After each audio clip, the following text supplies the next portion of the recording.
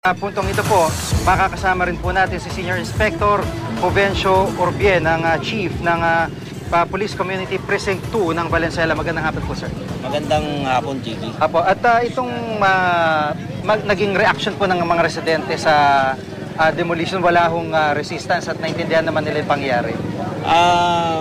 Sa totoo lang, naging maayos yung demolition.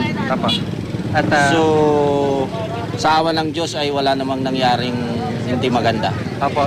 At pero patuloy yung security. Nakita ko marami ho kayong dineploy ng mga tauhan dito.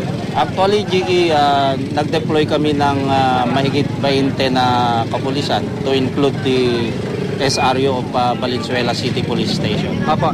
Parang yung itong pinakamalapit po sa pader ng adobe na gumuho na natipak, given na maaaring hindi sila magkaroon ng resistance, paano po yung mga ngatwiran dun sa bandang hulihan na ayaw umalis? Ang kapulisan ng PCP2 at sa tulong ng mga barangay ay babantayan natin yan. Opo. Bukas tuloy yung operation nyo dito para doon sa kabilang side?